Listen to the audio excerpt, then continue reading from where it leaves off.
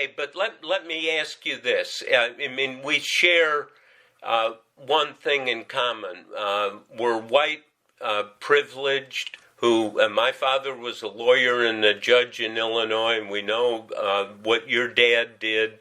And do you have any sense that privilege has isolated and put you in a cave to a certain extent, as it put me and I think lots of white privileged people in a cave, and that we have to work our way out of it to understand the anger and the pain particularly black people feel in this country?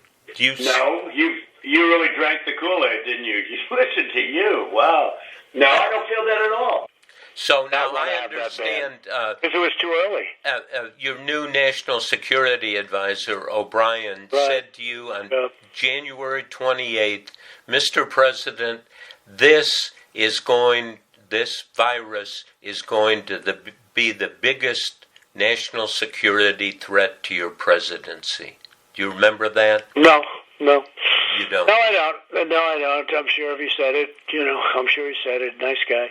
And so what was President Xi saying yesterday? Well, we were talking mostly about the virus, and I think he's going to have it in good shape, but, it's a very tricky situation.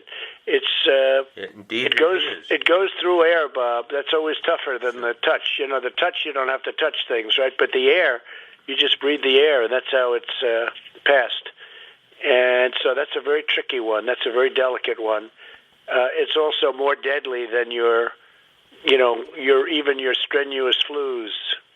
People don't realize we lose 25,000, 30,000 people a year here. Who would ever think that, right? I know. It's pretty amazing. And then I say, well, is that the same thing? This is more deadly. This is 5 per. This is 5% versus 1% and less than 1%. So this is deadly stuff. Now it's turning out it's not just old people, Bob. Because today and yesterday, some startling facts came out. It's not just older. Yeah, exactly. Young people, to plenty of young people. So give me a moment of talking to somebody, going through this with Fauci or somebody who kind of it caused a pivot in your mind, because it's clear just from what's on the public record that you went through a pivot on this to, oh my God, the gravity is almost inexplicable and unexplainable. Well, I think, Bob, really, to be honest with you, sure, I want you to. I wanted to always play it down. I still like playing it down. Yes, because I don't want to create a panic.